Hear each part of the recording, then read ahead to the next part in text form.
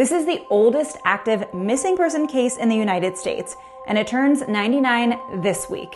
Here's what we know. At around 1 p.m. on Saturday, October 30th, 1926, Marvin Clark left his home in Tigard, Oregon. The 75-year-old told his wife Mary that he was going to visit their daughter, Sydney McDougal, in Portland, about 10 miles away. On Monday, November 1st, his wife Mary called Sydney and learned that Marvin never made the short trip to Portland. In fact, Sydney said she wasn't even aware that her father was coming to visit her. Why would he? He had just visited her a few days earlier.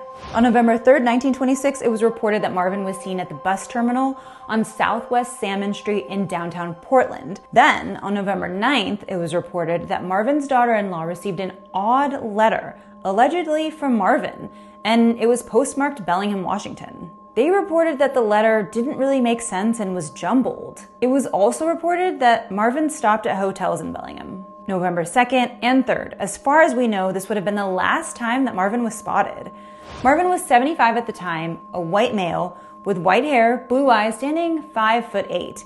He was affected with paralysis on his right side and had a halting gait. 60 years after Marvin went missing, authorities thought they had a break in the case. Skeletal remains were discovered by loggers near Highway 30 in Portland. A few days after the discovery was announced, Marvin's granddaughter, Dorothy Willoughby, came forward. But a connection couldn't be made, and Dorothy died in 1991. The case goes cold again. That's until the Oregon State Medical Examiner, Dr. Nikki Vance, revisited Clark's missing person file in 2011. Forensic scientists were able to pull sufficient DNA from the 1986 John Doe bones, despite their age.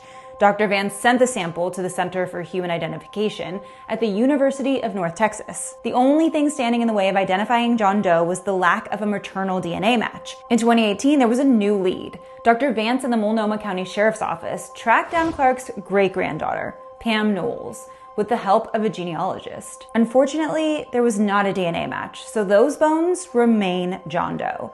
Now that Pam Knowles' DNA is on file and Marvin Clark is listed in the NamUs database, should bones that belong to Marvin ever come in, everything that's needed on file for a match is there.